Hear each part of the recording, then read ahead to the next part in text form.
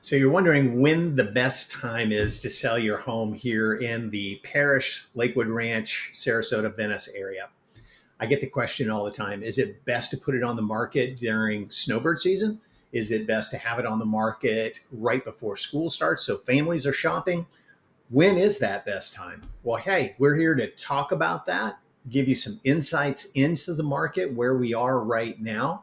If you're looking for this kind of information, I try to put it out there at least once a week about either relocating to the Sarasota area, selling a home in the Sarasota area, and trying to keep you updated on this ever changing real estate market that we're in. But by the way, my name is John Bice. I'm with EXP Real Estate and the Florida for Boomers Network. If you're interested in this type of information, go ahead and subscribe to the channel, hit that notification bell. And once or twice a week, I put out a video about things happening in the real estate market, especially about the changes that are happening in the market that we've seen over the last 6 months. People who are relocating here, they have a ton of questions. So I'm here to try to get you all of that information. So when is the best time to sell your house? There's a lot to talk about. So I'm going to try to do this fast. Average home prices. So you need to do some research and go to more places than just Zillow, who will tell you 60% of the time their zestimate on your home is wrong. And the reason that is when your home is right here, they go a mile around your house and typically look for homes that are 10 to 20% plus or minus the size of your home, square footage wise, heated square footage or air conditioned square footage. Now, I live in an area called Palm.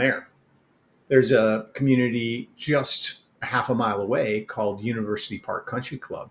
So if they evaluate my home and pull comparable sales out of University Park Country Club, what's going to happen to my zestimate value?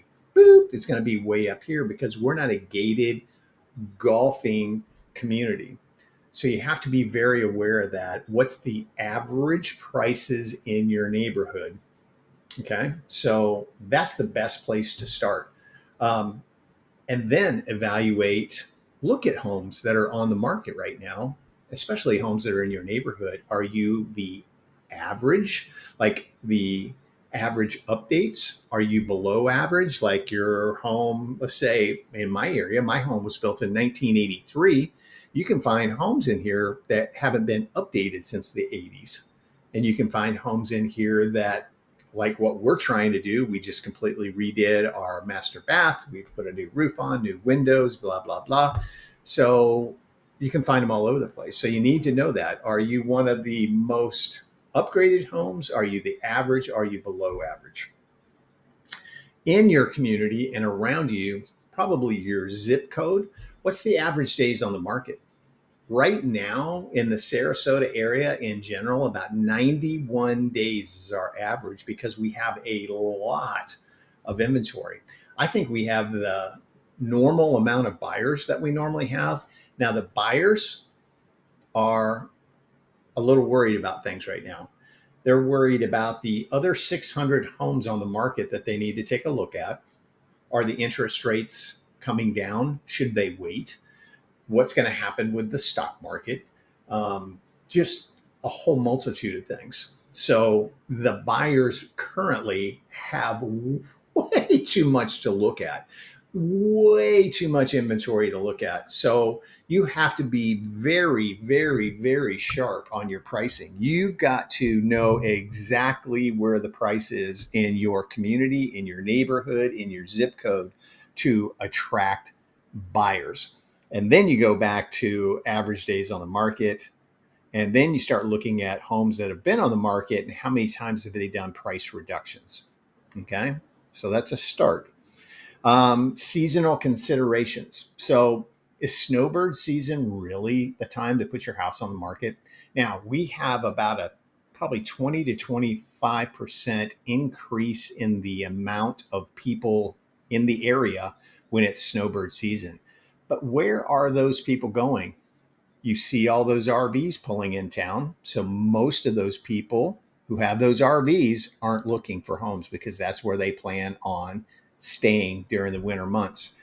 A lot of them you have to rule out that already have a condo, villa, or a home here.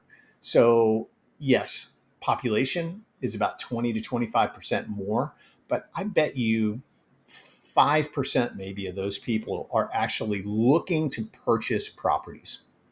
It's more of people who are here visiting for the short term, maybe here for a week to 10 days, 2 weeks, that are shopping around and looking for things.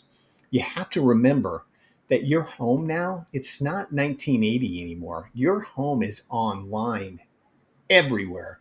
Zillow, realtor.com, Trulia, everybody's website has you online. So literally, you're an open house 24 hours a day, 7 days a week. People can find your home. Now, hopefully, you're working with somebody that has used SEO content and have put you out there and have done a lot of research for what people are actually looking for in the home that you have. Are they looking for a 3-bedroom, 2-bath pool home in a gated golfing community? In other words, are they looking for a non-pool home in a gated golfing community? Those type of things. So you have to make sure that you're plugged in the right way. So make sure that the agent you're working with does those things correctly. Weather conditions. Now, our weather conditions are obviously during hurricane season. So we have to worry about a lot of rain during the summertime. And if a storm is blowing in. So we have to think about those things. Probably, if you got a storm that's brewing out there, it's probably better to wait until after that storm passes to put your home on the market. Another time is during the holidays, Thanksgiving and Christmas, because a couple of things. Buyers think that you're not going to want people walking through your house during that time of the year. So typically during Thanksgiving, we lose about 7 days on the market. Christmas time, probably December 15th through January 3rd, is pretty much kind of a dead time in the market. Now, there's still homes on the market. There's still people looking. But again, people aren't looking as much. They're thinking they don't want me walking through their house. I don't want to look at it with a bunch of Christmas decorations up. So maybe seasonal time is not the best time to put your home on the market. So we got to think about that. Interest rates. Now, our market has seen interest rates go down. I talked to a mortgage person today. For a short period of time, we were at 5.75. We've gone back up into the sixes again. So I talked to a couple yesterday that I'm working with, some buyers. I'm like, you have to remember, as our interest rates come down, more people jump back into the market. So there's more competition for the home that you're looking for. And as there's more competition and more buyers, what happens with prices? They go right back up, right? So don't think that waiting for interest rates to come down means you're going to get the best deal on a home, because there's more competition for it and prices tend to go up as the competition gets heavier, the traffic gets heavier. So something that's really controlling our prices right now is just the amount of inventory. The builders just will not stop building. And as their inventory grows, what are they doing? They're lowering prices. They're offering more incentives. I can tell you, up in Parrish right now, Pulte is offering $35,000 to $40,000 towards closing costs, buying interest rates down, using it towards upgrades on the home. $40,000. So how does a competitively priced resale home compete with that? They can't. There's no possible way, because you're not going to be able to give them $40,000 to buy their interest rate down and do upgrades to your house that you've already purchased. So that's another thing that can take into consideration. If you've bought during 2022 or halfway through 2023, you were buying at that top of the market. Okay. By mid 2023, it had started to slide back down, but not to where we are right now. We've definitely come down from that point because our prices had jumped up 25 to 30% during the whole move to Florida frenzy. Okay. So you have to remember that. So if you bought in 2022 at the peak, you're not going to be able to sell for that amount right now. So that's something you have to think about, and the reason you're selling, and can you get the money out of it that you need to. So another reason for selling, obviously personal circumstances, things change. You know, some people move here, they're retiring here, they think their kids and their grandkids are going to come down here all the time, and guess what, they're not. Your kids and grandkids now have schedules just like you did when you were raising kids. So they're going to be able to come down here for what, a week to 10 days to get off work to come down and visit. And a lot of grandparents are like, wow, that's just not enough for me. I need to see my grandkids more. So, you know, things change. You know, maybe your work changes. Maybe you need to sell for a new job opportunity out of the area. You never know. Some people who have larger houses and want to downsize are taking a look at, man, the market, it's okay right now. These prices are still higher than they were in 2020. I could take advantage of this, cash out of this house, and move into something that suits our needs better, maybe a 55 plus community. We have an aging population here that's moving into independent retirement communities. So, you know, a number of things can happen there.